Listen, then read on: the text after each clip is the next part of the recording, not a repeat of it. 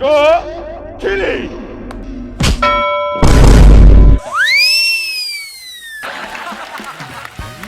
पता है जिस घोड़ी कट कट कट कट कट। अरे बाप रे बाप, इस सारा तो मार के साथ के कपार फाड़ दे।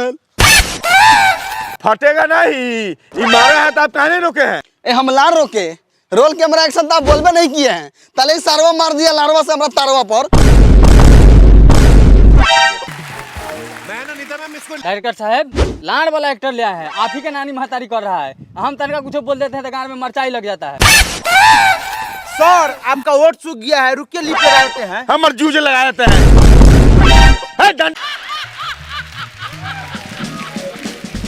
देखो फायर से मारो, फायर से। Role camera action. चल रहा है मैं ई सरवा फेर गु खैले बा।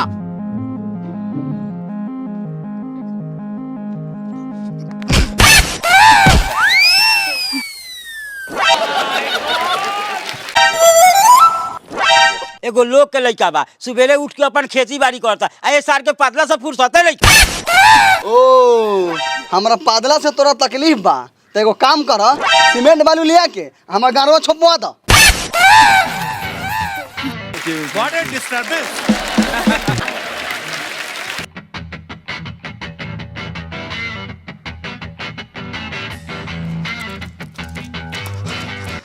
अरे साला तू यहाँ जाते ना तारे तोर मालवा में।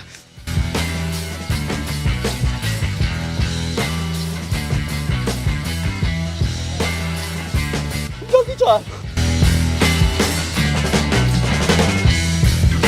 ई गांव समाज से हमरा कोनो मतलब नहीं के। इस समाज के चलते हमर मतारी मर गेल। आ तू याद रखिए पापा, हम एक न एक दिन हीरोइन बन के दिखाएं।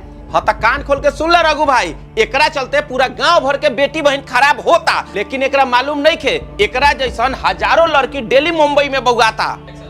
अच्छा, जेकर खुद के घर में इज्जत नहीं के, उ चलक हमरा के नसीहत देवे। किसी जान व्हाट अ परफॉर्मेंस।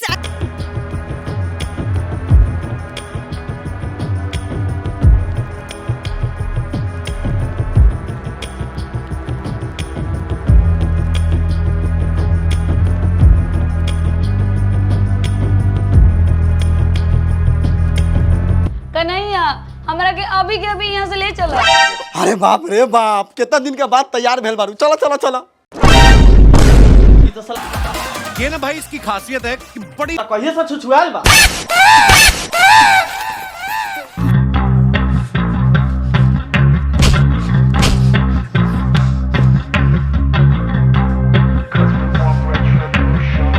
साले तोरे चलते हमार बेटी बिगड़ल बा।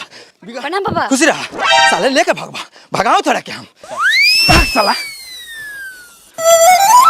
कन्हैया भाग।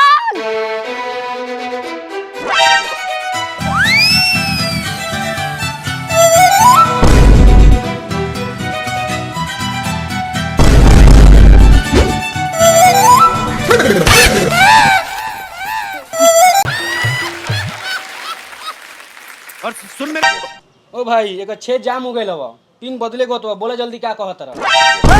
छेद जाम हो गइल।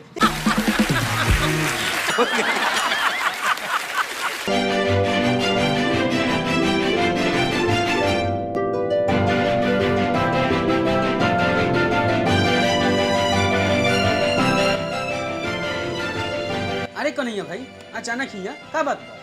अरे यार तोरा के हम का बताई, एकरा बाप के सामने से इसको भगा के लाए हैं। एक के लात में तो पैटे में हक दिला, अब भगा के लाए हैं।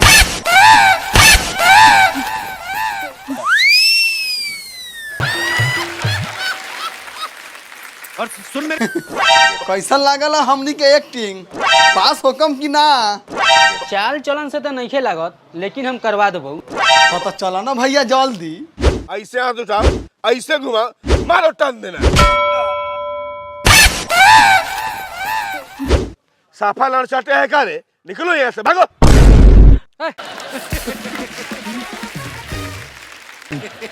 तो लंगड़ा लसन सीन रखेगा तो इंगन होगा। एक फेट बर्दाश्त तो है ना, डायरेक्टर बनियन। हाँ तो डायरेक्टर है तो मुंह में लार धस वाले। आपका मन और सुन मेरे जी, अगर आपका मन होगा तो हम मना थोड़े करेंगे। क्या गारू गुंडा? खिसिया गए का पेलूसर साहब। प्रोड्यूसर होता है।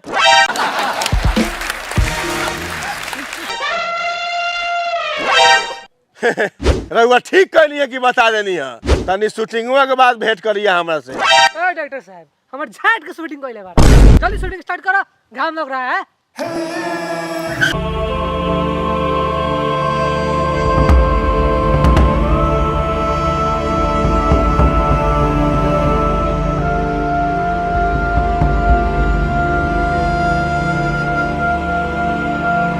ई कौन चिड़ै बारे? ये रउआ आम खाऊ ना, कौना गाछ के बा, उससे रउआ का मतलब? कन्हैया तो ये बारन डायरेक्टर साहब जे बतिया के बा से बतिया ला। प्रणाम डायरेक्टर साहब। हाँ खुश रहा खुश रहा।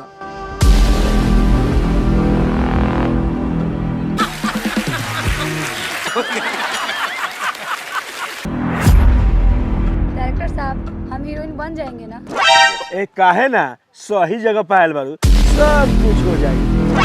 क्या हमर पार हो जाई, एगो एक्शन से झाट नहीं खेओकत आ सब कुछ हो जाएगा। ए! हम रुकी की जाई? ऐसा ही चल जाएगा। 1000 दिए हैं 1000। ए तो 1000 रुपए में खरीद लिया है क्या? ऐसी है हमारे किस्सा में 1500 कमा लेते हैं खाली गांठ डोला के। अरे लवंडा 1000 महक रहा है, यहाँ तो 500 में लोग गाड़ मरवाने के लिए तैयार है। बताइए कितना संस्कारी लड़का है। ऐसा लड़का तो मेरे पास रहना चाहिए। तो डॉक्टर साहब लान पदम तो शूटिंग चलिए हम घरे। और साले तू यहाँ लाटू होले बड़े। ए सरवा और सुन मेरे हम आना पाइन तो शूटिंग ना देखी गाड़े साला।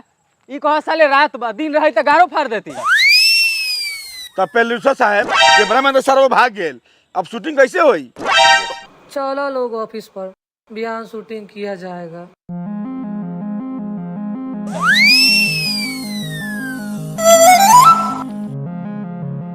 आज तक जितना भी लड़की के ऊपर हम हाथ पड़ल बा उ सब स्टार बा।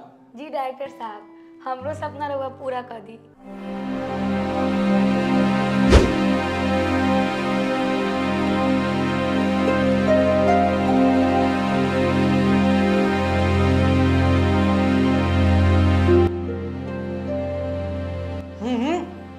नीचे बैठो, नीचे लगो।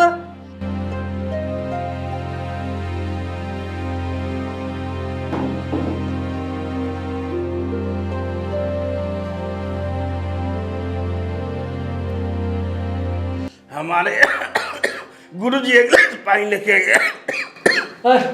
तुम लोग पानी लेकर दो गिलास। जल्दी।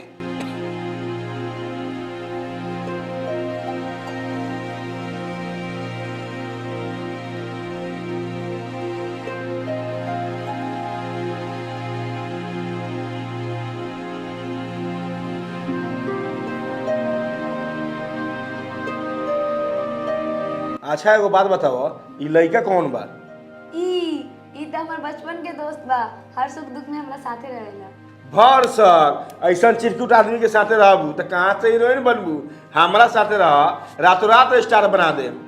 उसके लिए तुम्हें अपना पर्सनालिटी चेंज करना होगा।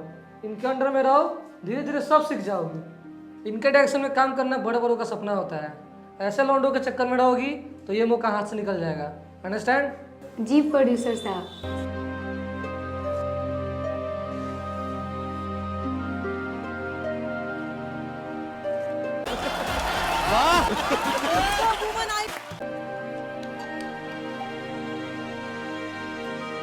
जाकर बाहर बैठो। फिलहाल तुम अभी आराम करो, कल से तुम्हारा शूटिंग होगा। जी ठीक है।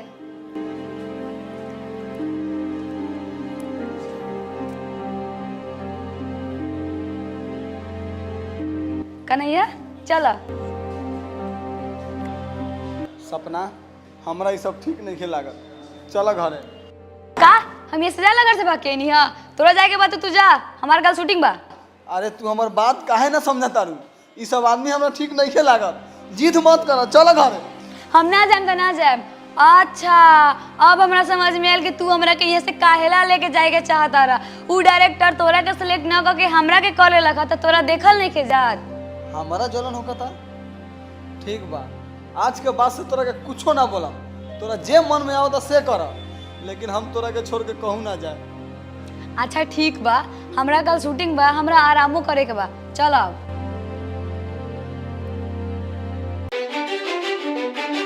Role camera action. Cut cut cut cut, fan से फैन से। बहुत बढ़िया बहुत बढ़िया बहुत बढ़िया।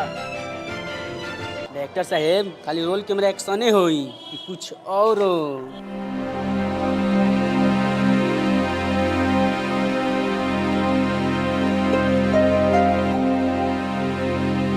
तब पेलूसा साहब बाद में शूटिंग हुई तो लंच का लेवल जाओ। अरे अरे कोई बात नहीं, चलिए।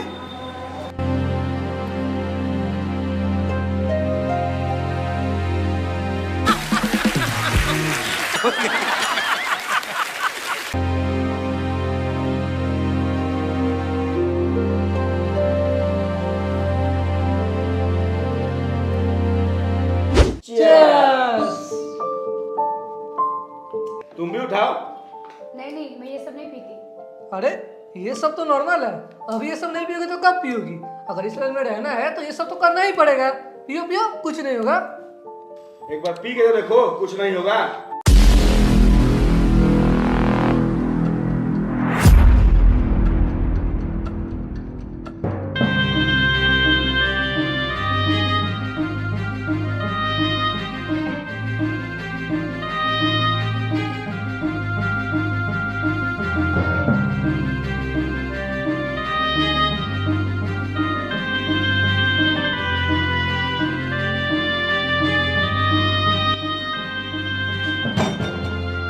सपना, सपना,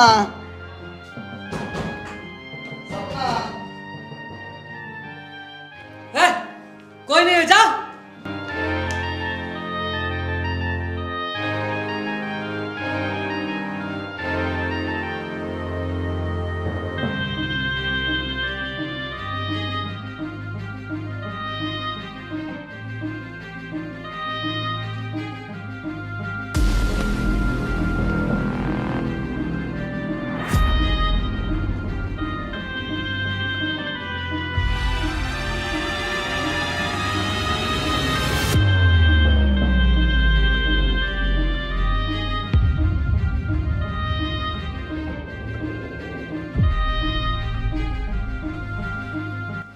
जा रही हूँ सोने।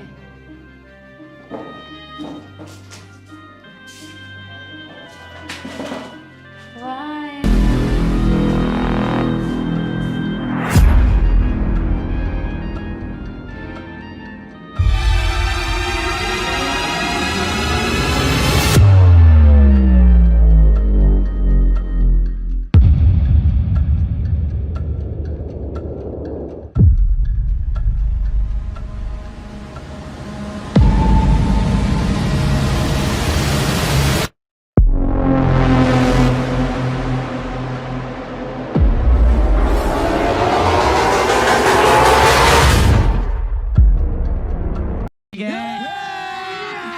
अभी मजा आएगा ना भिड़ो।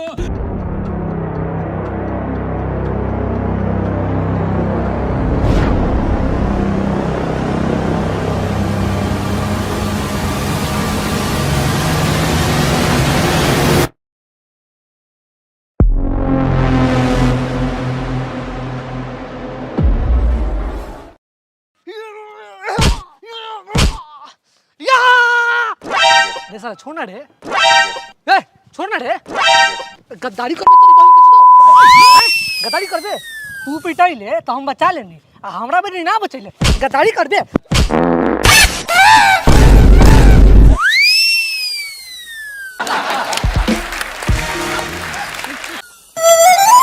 का हो पेलूसर साहब देंगे मरने की सरवा पात देल हम लाड़े जाना था सरवा सब घरे से हक के नहीं आता है और सेट पड़ा के पूट पर कैले रहता है सब। अच्छा जाए दियाओ कहीं जोर छोड़ देले हो।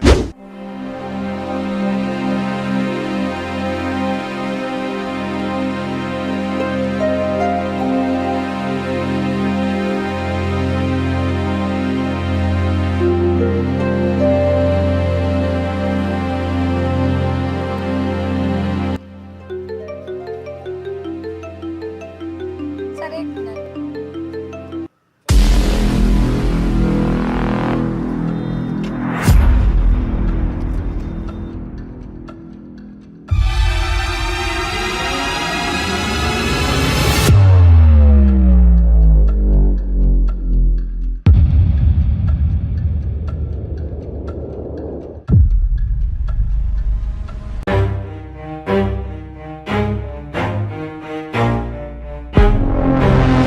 क्या हुआ बहुत परेशान लग रही हो। कुछ नहीं। कोई दिक्कत है तो बताओ। नहीं नहीं कोई दिक्कत नहीं है, बस मैं आ रही हूँ।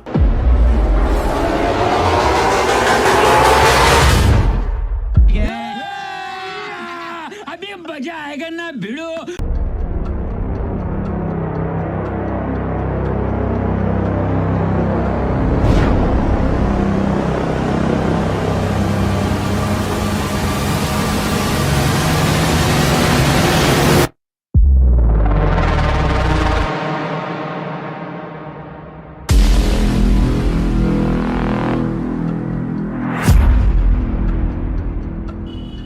कहाँ भाग रही हो। ये सब क्या कर रहे हैं आप? मुझे ये सब अच्छा नहीं लगता। अच्छा ये सब अच्छा लगता है।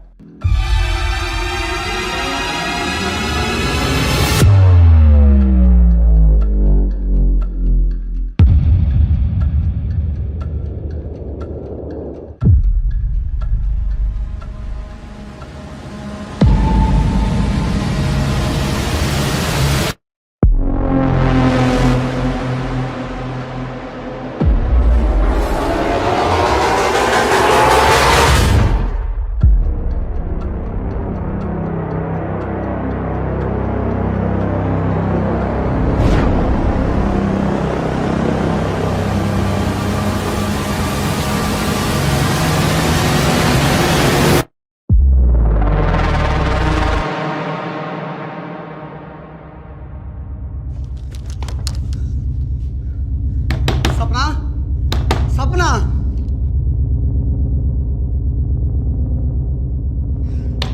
सपना सपना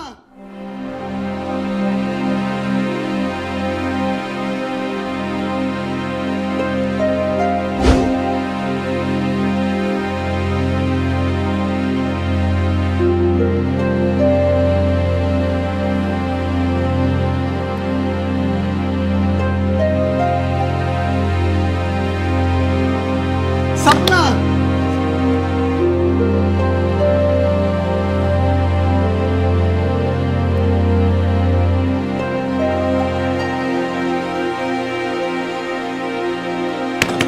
सपना अरे हमारी बात तो सुना।